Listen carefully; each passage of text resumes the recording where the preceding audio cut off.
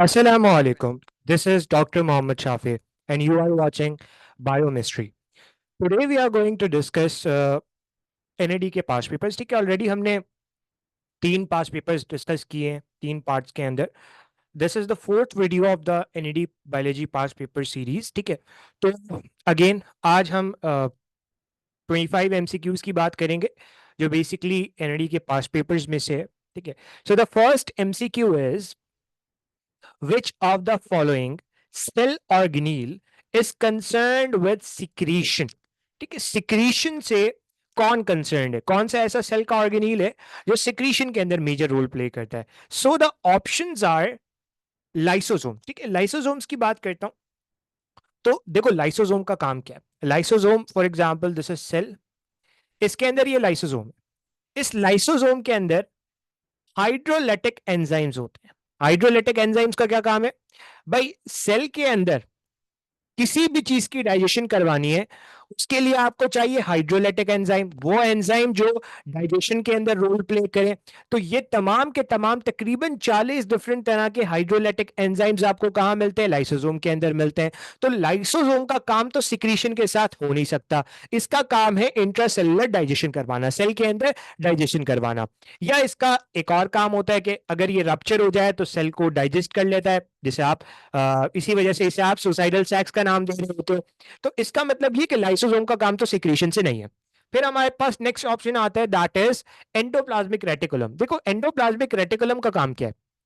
Endoplasmic reticulum की बात करूं तो endoplasmic reticulum is basically divided into two parts, rough endoplasmic reticulum and smooth endoplasmic reticulum. ठीक है, स्मूथ एंडोप्लाज्मिक रेटिकुलम के पास कोई राइबोसोम नहीं होता, रफ एंडोप्लाज्मिक रेटिकुलम के पास राइबोसोम होता है. अब अगर मैं रफ एंडोप्लाज्मिक रेटिकुलम की बात करूं इसका काम प्रोटीन सिंथेसिस है. उसके अलावा स्मूथ की बात करूं इसका काम डिटॉक्सिफिकेशन है, कई सारी और चीजें बनाना है. सही है, तो इसका मतलब यह है कि secretion is not the primary function of this endoplasmic reticulum. Next option आता है हमारे पास Golgi complex. Yes, Golgi complex को आप post men of the cell कहते हो या post office of the cell कहते हो. Why it is called post office. Post office का काम क्या होता है, एक मेल आई उसे पैक करना और उसे एक मखसूस जगह तक पहुंचाना जहां पर उसे जाना चाहिए. तो बेसिकली हमारे पास ये जो गोल्जी है ना, ये प्रोटीन जो बनाता है कौन, रफ एंडोप्लाज्मिक रेटिकुलम, इसको मॉडिफाई करेगा, इसको पैकेज करेगा, इसी तरीके से लिपिड्स के साथ ये काम करेगा, ये सारी चीजें.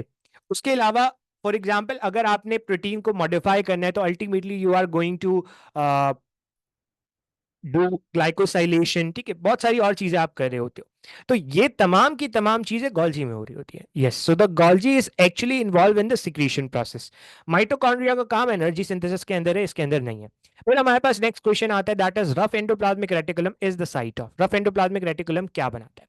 अब आपको मैंने बताया एंडोप्लाज्मिक रेटिकुलम दो तरह का है. एंडोप्लाज्मिक रेटिकुलम कितनी तरह का है, दो तरह का है. एक है रफ. रफ को आप रफ क्यों कह रहे हो, क्योंकि उसके ऊपर क्या लगा हुआ है. For example this is just say this is endoplasmic reticulum, इसके ऊपर राइबोसोम अटैच है. अब इन राइबोसोम का काम क्या है, इन राइबोसोम का काम है प्रोटीन सिंथेसिस करना. तो इसका मतलब यह है कि प्रोटीन सिंथेसिस कहां हो रही होगी, रफ एंडोप्लाज्मिक रेटिकुलम पे हो रही होगी. अब सवाल यह आता है कि हमारे पास जो राइबोसोम है वो एंडोप्लाज्मिक रेटिकुलम के ऊपर अटैच है, तो अल्टीमेटली इसका काम प्रोटीन सिंथेसिस का होगा. सर स्टीरॉइड जेनेसिस क्यों नहीं हो सकता. ये देखो स्टीरॉइडोजेनेसिस, स्टीरॉइडोजेनेसिस का मतलब स्टीरॉइड बन रहे हैं. स्टीरॉइडोजेनेसिस, जेनेसिस कहते हैं बनना. अब basically steroidogenesis is not the function of rough endoplasmic reticulum. उसके अलावा लाइपोजेनेसिस. ठीक है, लाइपोजेनेसिस की बात करता हूं तो lipogenesis is basically the process of synthesising lipids. लेकिन लिपिड्स बना रहे हो तो ये काम स्मूथ एंडोप्लाज्मिक रेटिकुलम का हो सकता है, but it is not the function of rough endoplasmic reticulum. फिर हमारे पास आता है glycogenesis. Glycogenesis is the formation of glycogen. ये कहां होती है, नॉर्मली ये लिवर और साइटोप्लाज्म सॉरी लिवर और मसल के साइटोप्लाज्म में होती है. तो इसका काम नहीं है ऑब्वियसली. तो so the correct answer would be option C that is protein synthesis. Now we are moving to the next question. So the next question is centriole. Centriole are not present in. ठीक है, centriole कहां present नहीं होते. अब देखो centriole कहाँ present नहीं होते, बहुत सिंपल सा सवाल है। आपसे कह रहे हैं लोअर प्लांट्स। देखो सेंट्रियोल का काम कहाँ है, पहले तो आपको ये पता होना चाहिए। Centriole is basically involved in the division process, cell division के अंदर सेंट्रियोल का बड़ा काम है। अब देखो lower plants, for example let's say algae, ठीक, एलजी के अंदर आपको कुछ ना कुछ ऐसे स्ट्रक्चर जरूर मिलते हैं जो सेंट्रियोल से मिलते जुलते होते हैं। तो इसका मतलब ये कि आप इसको करेक्ट नहीं कह सकते। फिर हमारे पास आता है सम माइक्रो ऑर्गेनिजम्स। ठीक है, माइक्रो ऑर्गेनिजम्स की बात करूं तो माइक्रो ऑर्गेनिज्म खासतौर पे जो यूकैरियोटिक सेल वाले माइक्रो ऑर्गेनिजम्स होते हैं, जैसे प्रोटोजोआ हो गए, उनके पास सेंट्रियोल होता है। अगर मैं बात करूं एनिमल सेल की, एनिमल सेल का तो कैरेक्टरिस्टिक फीचर है सेंट्रियोल। तो इसका मतलब ये है कि इन तीनों में तो होगा, किस में नहीं होगा? Higher plants, yes. Higher plants के अंदर जैसे एंजियोस्पर्म्स हो गए, इनके अंदर सेंट्रियोल नहीं होता, बल्कि इनके अंदर माइक्रोटिब्यूल मिलके माइक्रोटिब्यूल ऑर्गेनाइजिंग सेंटर्स बनाते हैं। ठीक है, ये microtubule organising microtubule organising centre, MTOC कहते हैं। ठीक है, ये सेल डिवीजन के अंदर मेजर रोल प्ले करता है। तो इसका करेक्ट आंसर हो गया ऑप्शन डी। फिर हमारे पास नेक्स्ट क्वेश्चन आता है and product of anaerobic respiration in plants. ठीक है, आपको पता है एनारोबिक रेस्पिरेशन के अंदर क्या होता है? अगर मैं रेस्पिरेशन की बात करूं तो आपको पता है ग्लूकोज होती है। इस ग्लूकोज को सबसे पहले स्टेप के अंदर, चाहे एरोबिक रेस्पिरेशन हो चाहे एनारोबिक रेस्पिरेशन हो, उसके अंदर आप तोड़ देते हो पायरुवेट के अंदर, दो पायरुवेट के अंदर। ये एरोबिक रेस्पिरेशन हो चाहे एनारोबिक रेस्पिरेशन हो, दोनों का कॉमन प्रोसेस है। अब पायरुवेट पायरुविक एसिड तो हो नहीं सकता, क्योंकि एंड प्रोडक्ट एनारोबिक रेस्पिरेशन का पायरुविक एसिड है ही नहीं। अच्छा, अब इस पायरुवेट के पास दो रास्ते हैं। अगर तो एरोबिक रेस्पिरेशन है, ऑक्सीजन है, तो एरोबिक रेस्पिरेशन में चला जाएगा, नहीं है तो एनारोबिक में चला जाएगा। एरोबिक की अल्टीमेटली जो प्रोडक्ट बनती है वो होती है कार्बन डाइऑक्साइड, क्योंकि पूरी तरीके से इसका ग्लूकोज को तोड़ दिया जाता है। जबकि एनारोबिक में ये ग्लूकोज पूरी तरीके से नहीं टूटता। यहां पे दो तरह की आपको मिलती है एंड प्रोडक्ट। एनिमल्स की बात करूं तो एनिमल्स के जो अंदर जो एंड प्रोडक्ट होती है दैट इज लैक्टिक एसिड। तो इसका मतलब ये कि lactic acid is the end product of anaerobic respiration in animals. Sir plants में क्या होता है? प्लांट्स के अंदर it would be ethanol, it would be ethyl alcohol या ethanol. So it's quite simple. फिर हमारे पास नेक्स्ट क्वेश्चन आता है that DNA is synthesised in a stage of interphase. आपको पता है सेल डिवीजन के अंदर पहली स्टेप होती है इंटरफेस, देन एम फेज। ठीक है, अब डीएनए कहां सिंथेसाइज होता है? डीएनए सिंथेसिस, सिंथेसिस का वर्ड स्टार्ट होता है एस से। तो याद कर लो कि इंटरफेस के हमारे पास होते हैं तीन स्टेप्स। ठीक है, G1, S, G2। अब G1 के अंदर बेसिकली एस फेज के अंदर क्या होता है? S stands for synthesis. ठीक है, ऐसे याद कर लो, एस स्टैंड्स फॉर सिंथेसिस। किसकी सिंथेसिस हो रही है? डीएनए की। तो डीएनए की सिंथेसिस हो रही है एस फेज के अंदर। जीवन के अंदर क्या होगा? डीएनए सिंथेसिस से पहले आपको उसका मटेरियल भी तो तैयार करना है, वो कहां तैयार होगा? जीवन के अंदर। अब जीवन के अंदर डीएनए के सिंथेसिस के लिए जो कुछ चाहिए वो जीवन के अंदर आ गया। G2 के अंदर क्या आएगा? G2 के अंदर बेसिकली ऑर्गेनील की ग्रोथ होगी, सारी चीजें होंगी। तो इसका मतलब ये है कि DNA is not synthesize in G1, DNA is not synthesized in G2, M is the mitotic phase या division phase. So the correct answer would be option C, which is the DNA synthesis in S phase. Simple. Next question आता है mitotic cell cycle has the following sequence of stages. मैंने आपको बताया सबसे पहले होता है इंटरफेज, फिर होता है एम फेज। इंटरफेज के होते हैं तीन steps, G1 step, GS phase और G2 phase.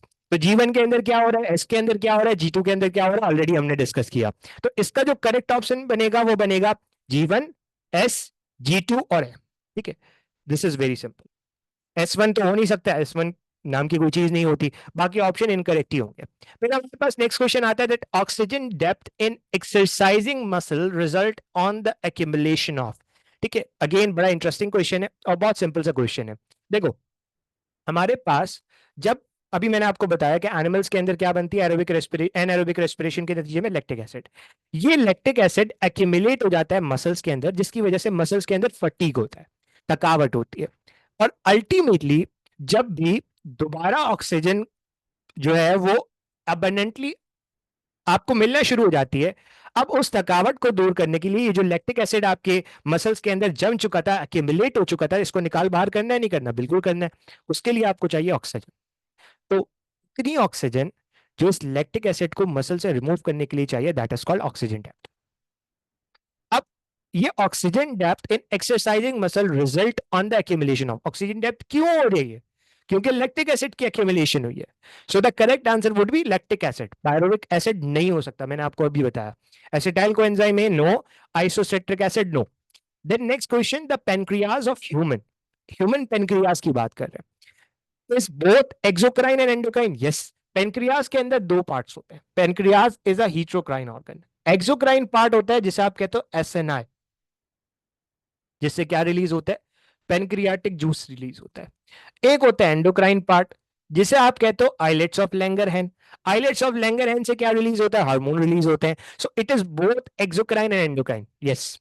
Then secrete digestive enzymes, yes, मैंने आपको बताया एसएनआई क्या रिलीज कर रहे हैं? Digestive enzyme. For example lipase, ठीक है, अमाइलेज, ये सारी चीजें कहां से आ रही है? पेनक्रियाटिक जूस से आ रही हैं। तो अगेन ये भी करेक्ट हो गया। Produce insulin and glucagon, yes, मैंने आपको बताया आइलेट्स ऑफ लैंगरहैन एंडोक्राइन पार्ट है। इस एंडोक्राइन पार्ट से क्या रिलीज होगा? Insulin, glucagon, somatostatin, pancreatic polypeptide, बहुत सारी और चीजें रिलीज होंगी। सो the correct answer would be option D, all of these, क्योंकि तीनों जो चीजें हैं वो करेक्ट है। फिर हमारे पास नेक्स्ट क्वेश्चन आता है, and it is very tricky, बहुत आसान सा क्वेश्चन है, बहुत मुश्किल भी नहीं है। दैट पल्मोनरी वेन, ठीक है, pulmonary vein carry deoxygenated blood. अब आपको पता है, ये फंसाने के लिए सवाल है। पल्मोनरी वेन, देखो वेन क्या होती है? बहुत सिंपल है। For example this is heart. Heart से जो भी ब्लड लेकर जाएगा वो होगी आर्टरी। हार्ट के अंदर जो भी ब्लड लेकर आएगा दैट इज वेन। सही है, सिंपल। अब पल्मोनरी, पल्मोनरी कहते हैं लंग को, लंग से आने वाली वेन। अब लंग से जो वेन आएगी मेरे बच्चे, बहुत सिंपल सी बात है, वो ऑक्सीजन अपने साथ लेकर आएगी, यानी कि ब्लड ऑक्सीजनेटेड बना के लेकर आएगी। और ऑक्सीजनेटेड ब्लड हार्ट की कौन सा साइड पे आता है? लेफ्ट एट्रियम के अंदर। आपका जवाब आधा यही हो गया। मैंने आपको क्या बताया कि कहां से आ रही है? Carry oxygenated blood. डीऑक्सीजनेटेड तो हो ही नहीं सकता। Deoxygenated blood to right auricle, right atrium के अंदर जो डीऑक्सीजनेटेड ब्लड आता है वो तो बॉडी से आता है। अच्छा, carry deoxygenated blood from lungs.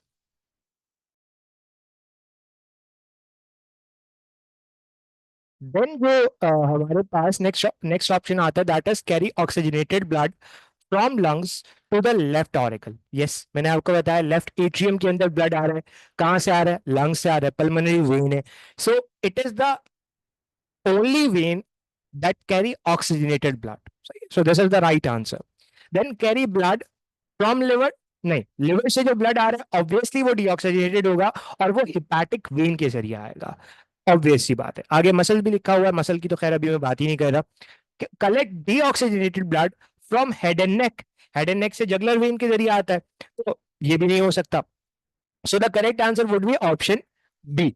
Next question आता है, what should be administered to a person who complain of sinking heart, ठीक है, दिल बैठा जा रहा है, and has a dangerously low blood pressure। अब एक बंदा है जिसका ब्लड प्रेशर है कम, आप उसे क्या दोगे कि उसका ब्लड प्रेशर नॉर्मल हो जाए? देखो बहुत सिंपल सी बात है, अगर आपने ब्लड प्रेशर को बढ़ाना है तो in order to actually increase the blood pressure you have to you have to administer anything जिसकी वजह से हार्ट रेट बढ़े। अब सवाल ये होता है कि हार्ट रेट किससे बढ़ेगा? क्या एड्रीनलिन या एपिनेफ्रीन से बढ़ेगा? यस, एपिनेफ्रीन सिंपैथेटिक स्टिमुलेशन के अंदर रिलीज होता है। सिंपैथेटिक नर्वस सिस्टम जब भी एक्टिवेट होता है हार्ट रेट बढ़ता है, हार्ट रेट बढ़ेगा ब्लड प्रेशर बढ़ेगा, and ultimately this is the right answer, क्योंकि एड्रीनलिन जब भी रिलीज होगा तो हार्ट रेट बढ़ेगा, हार्ट रेट बढ़ेगा ब्लड प्रेशर बढ़ेगा। इंसुलिन का डायरेक्टली कोई ताल्लुक ब्लड प्रेशर से वैसे भी नहीं है, लेकिन अगर मैं इंसुलिन की बात करूं तो इंसुलिन तब रिलीज होता है जब ब्लड के अंदर ग्लूकोज लेवल बढ़ जाता है, और सिंपल ये जो है वो ब्लड ग्लूकोज को ले जाके कहाँ डाल रहा होता है? ब्लड ग्लूकोज को ले जाके डाल रहा होता है आपके मसल सेल के अंदर। सिंपल हो गई बात। Glucagon is not directly associated with blood pressure, And acetylcholine, yes, acetylcholine is actually released in parasympathetic stimulation. जब parasympathetic stimulation होगी तो अल्टीमेटली आपके पास जो हार्ट रेट होगा वो कम होगा. So the correct answer would be option A. Then the next question is, which of the following is mesodermal in origin? ठीक है, mesodermal in origin कौन है? देखो, mesodermal in origin की बात करता हूं, neurohypophysis, that is basically posterior pituitary. अब posterior pituitary कहां से आता है? It's ectodermal in nature या ectodermal in origin. Pineal gland brain के अंदर होता है, पूरा वो पूरा नर्वस सिस्टम एक्टोडर्मल है, ये भी नहीं हो सकता. एड्रीनल मेड्यूला, एड्रीनल मेड्यूला कुछ सेल से आता है जिन्हें आप कहते हो न्यूरल क्रस्ट सेल्स. ठीक है, NC cell. Neural crest cells are basically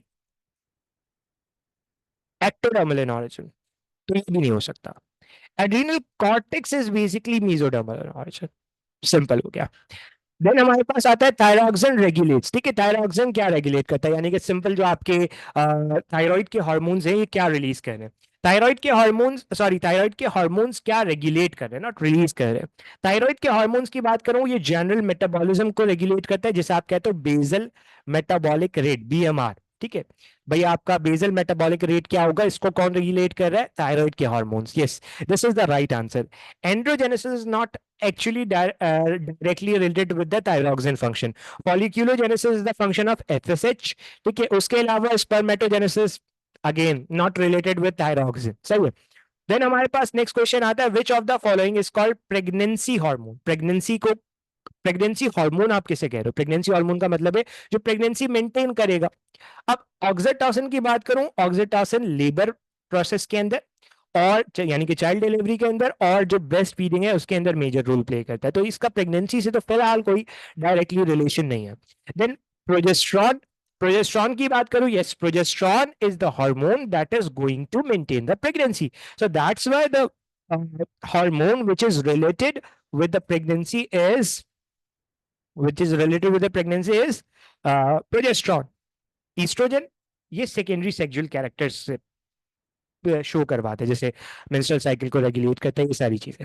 एनसेफेलिन, एनसेफेलिन noisy receptor, noisy reception, यानी कि पेन के अंदर इसका काम है. इसका काम वैसे भी रिप्रोडक्शन, रिप्रोडक्टिव सिस्टम से नहीं है. So the correct answer would B progesterone. Right. अब हमारे पास आता है next question.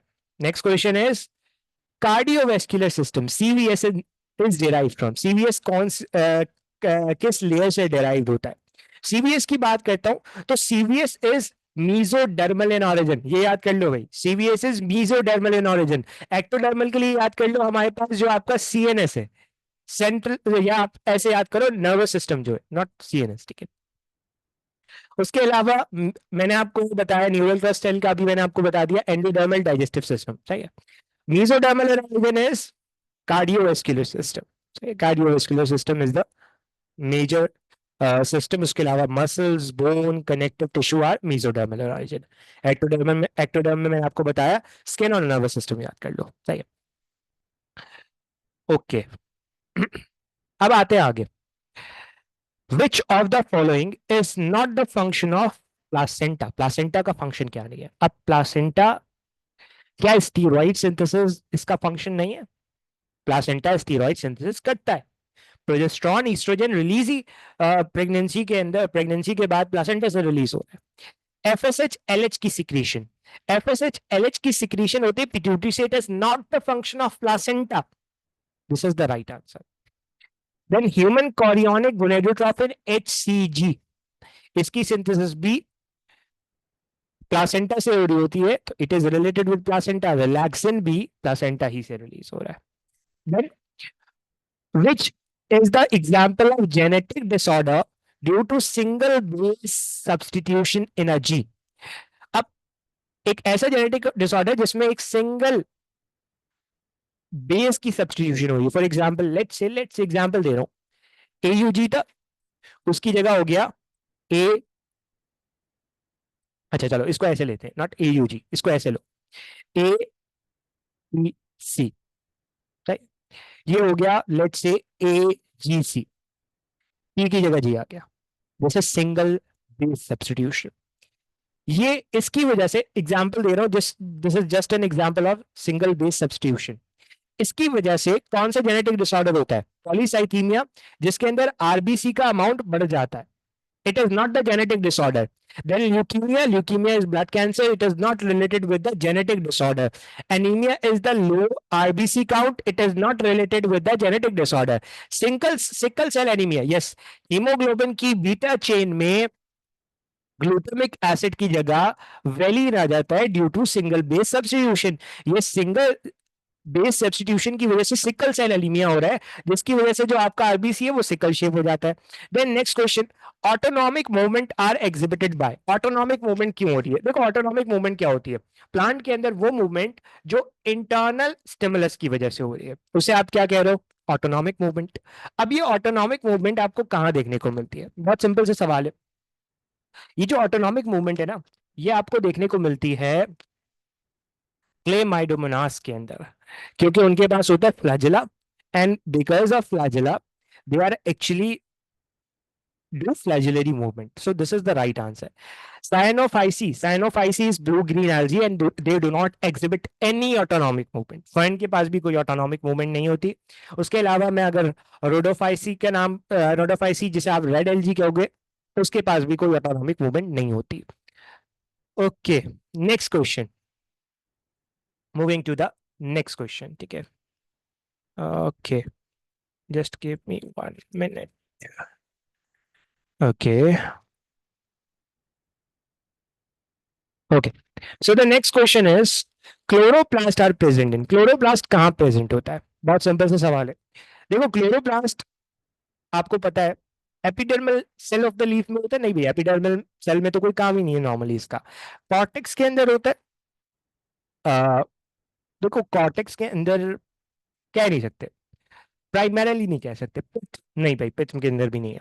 Guard cell of the stomata, yes this is the right answer, क्योंकि गार्ड सेल को, for example this is guard cell, इस गार्ड सेल के दरमियान ये है स्टोमेटा। इसकी ओपनिंग और क्लोजिंग किस पे डिपेंड करती है? अगेन डिफरेंट फैक्टर्स पे डिपेंड करती है। उसके अंदर एक फोटो एसिमिलेट्स भी है, यानी कि वो जो फोटोसिंथेसिस से बनने वाली प्रोडक्ट है उसके अंदर भी इसका मेजर रोल है। सही है, तो the correct answer would be option C. Next question, the fertilize secondary nucleus, ठीक है, फर्टिलाइज सेकेंडरी न्यूक्लियस फॉर्म। अब अगर आपको याद हो, दिस इज एम्ब्रियो सेक, ठीक है, just say this is embryo sac. यहाँ पे 3 सेल्स होते हैं, दो जिन्हें आप साइनर्जिड्स कहते हो, एक जिसे आप एक्स सेल कहते हो, 3 यहाँ पे होते हैं जिसे आप एंटीपोडल सेल्स कहते हो, और एक यहाँ पे आपको सेकेंडरी न्यूक्लियस मिलता है। ये तमाम के तमाम सेल्स हैप्लॉइड होते हैं। एक्स सेल अगेन हैप्लॉइड है, ठीक है, बाकी एंटीपोडल सेल्स हैप्लॉइड हैं, साइनर्जिड्स आर आल्सो हैप्लॉइड। ये जो आपके पास सेकेंडरी न्यूक्लियस है दिस इज डिप्लॉइड। अब होता क्या है, ऊपर से स्पर्म आता है, एक स्पर्म फ्यूज करता है एग के साथ, बनता है जाइगोट। दूसरा स्पर्म आके फ्यूज करता है इस डिप्लॉइड सेकेंडरी न्यूक्लियस के साथ, and ultimately it is going to form endosperm. Embryo नहीं बनता सेकेंडरी न्यूक्लियस से, एग से बनता है।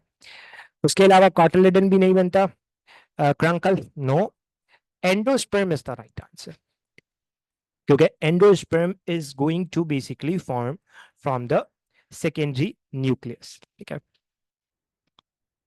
अच्छा, अब आ जाओ आगे। Uptake of water by dry seed before germination, इसकी छोटी सी एग्जांपल। आपने अक्सर देखा होगा ईद पे जब शीर खवरमा टाइप चीजें बनती हैं, तो उसके अंदर आप अगर, चलो अगर इसको ऐसे भी ले लो कि आप क्या करो, जो किशमिश होती है ना उसको पानी में डालो, तो किशमिश स्वेल कर जाएगी। क्यों? This is basically due to imbibition.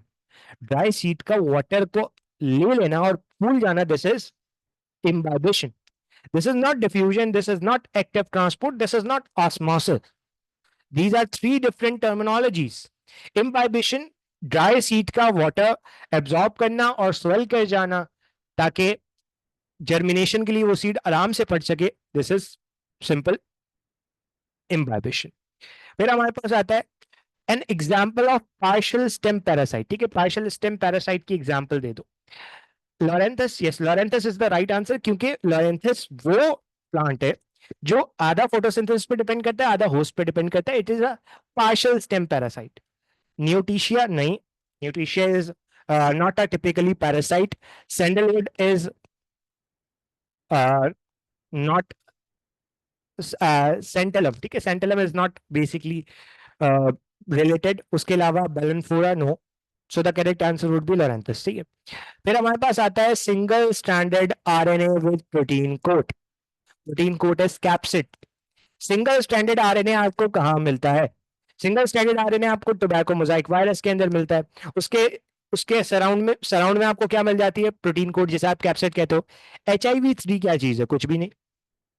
अच्छा, ये तो हो नहीं सकता. तो tobacco Mosaic virus is the right answer, because इसके अराउंड आपको कैप्सिड भी मिल रहा है और साथ में आपको सिंगल स्टैंडर्ड आरएनए भी मिल रहा है. वोन tumour virus is basically belongs to the Rioviridae family and it has double standard RNA. सही है. उसके अलावा अगर मैं कोलीफेज की बात करूं, coliphage is bacteriophage and it is with the single standard DNA not RNA. सही है. नेक्स्ट क्वेश्चन इज हमारे पास माइकोबायोन. ठीक है, माइकोबायोंट इज अ माइकोबायोन क्या है? माइकोबायोन is basically fungal member of the lichen. ठीक है, लाइकेन का जो फंगस का मेंबर है दैट इज माइकोबायोन. माइको मतलब फंगस, माइको माइको का वर्ड है फंगस से. अच्छा, इसी तरीके से अगर मैं एलजी वाला मेंबर, लाइकेन क्या होता है? फंगस और एलजी का रिलेशनशिप. तो phycobiont is basically the algal member of lichen. ठीक है, पैरासाइटिक फंजाई नहीं हो सकता. Free living is not the right answer. Myco, myco से याद कर लो. Then blue green algae are also called. मैंने अभी आपको शुरू में बताया था, ब्लू ग्रीन एल्जी को आप क्या कहते हो? सायानोफाइसी का नाम देते हो. This is the right answer. Chlorophyceae is green algae, chloro green. Rhodophyceae is red algae and Xanthophyceae is yellow green algae. Simple, ये याद कर लो. Then the last question, and this is which is the diagnostic feature of mammal. Mammal का diagnostic feature क्या है? Mammals का diagnostic feature is very simple and it says that homothermy and four chambered heart. Homothermy is the regulation of constant body temperature. अच्छा, उसके अलावा four chambered heart. ये four chambered heart कह सकते हैं. सही है. Seven cervical vertebrae and diaphragm. yes, this is the right answer. Why this is the right answer? Because हमारे पास जो मैमल्स होते हैं, मैमल्स के पास सेवन सर्वाइकल वर्टिब्रीज होती है. चाहे कोई भी आपके पास मैमल हो, उसके पास सेवन ही सर्वाइकल वर्टिब्रीज होंगी और वो उसके पास जो है वो डायफ्राम भी होगा. सही है. Then high metabolic rate no. Uricotelism is the excretion of uric acid. ठीक है, यूरिक एसिड आमतौर पे इंसेक्ट्स रिलीज कर रहे होते हैं. So this is not the right answer. So the correct answer would B seven cervical vertebrae and the diaphragm. ठीक है, तो ये सारे जो है वो हमारे पास आंसर हो गए. चलो, यहाँ पे आके हमारा जो पार्ट 4 है एनईडी बायोलॉजी पास पेपर्स का, वो कंप्लीट होता है. इस वीडियो के अंदर किसी भी किस्म का कोई मसला हो, you can ask in the comment section. Description box में इसका लिंक मिल जाएगा जहाँ से आप एनईडी के पास पेपर्स बायोलॉजी की डाउनलोड कर सकते हो. आई होप कि वीडियो अच्छी लगी होगी. वीडियो अच्छी लगी हो तो चैनल को सब्सक्राइब करना, वीडियो को लाइक जरूर करना और कमेंट सेक्शन में बताना कि वीडियो कैसी लगी. आज के लिए अब इतना ही रखते हैं. इंशाल्लाह आपसे मुलाकात होती है नेक्स्ट वीडियो में. तब तक के लिए अल्लाह हाफिज.